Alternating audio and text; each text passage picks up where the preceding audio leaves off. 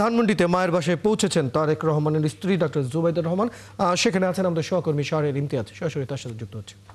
শাহরিয়ার ইমতিয়াজ, সেখানকার সর্বশেষ খবর জানতে চাই, কি বিষয়ে আলাপ হয়েছে এবং জুবাইদা রহমানের সর্বশেষ খবর আমরা জানতে চাই।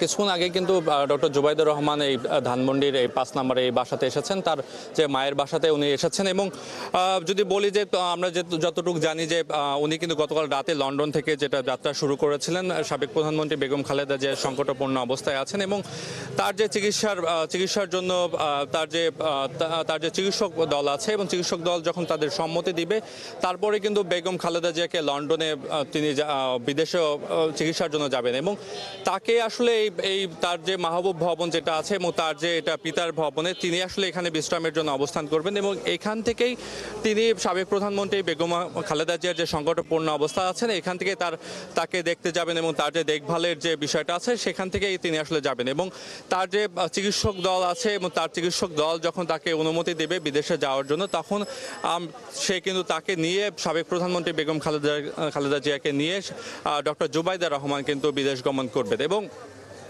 আমরা যতদূর জানি যে এইখানেই ডক্টর জুবাইদুর রহমান তার পর্যন্ত এখানে আসলে অবস্থান করবেন এবং এইখান থেকে আসলে এভার কেয়ার হসপিটালের যে সাবেক প্রধানমন্ত্রী খালেদা জিয়া এখানে অবস্থান করছে এবং সেখানে তিনি দেখভাল করবেন এবং তার সঙ্গে আসলে তিনি লন্ডন যাত্রা করবেন। তো এই ছিল ধানমন্ডি 5 থেকে আমার কাছে সর্বশেষ। ধন্যবাদ শাহরিয়ার ইমতিয়াজ, বেশ কিছু তথ্য আপনার কাছে জেনে নিলাম। খবর রাখতে থাকুন। দর্শক, আমাদের সাথে যুক্ত ছিলেন আমাদের সহকর্মী শাহরিয়ার ইমতিয়াজ, জানাচ্ছিলেন জুবাইদা রহমানের তার মায়ের বাসা ধানমন্ডি উনি পৌঁছেছেন এবং এই সম্পর্কিত আরো তথ্য আমরা জানছিলাম তার কাছ থেকে।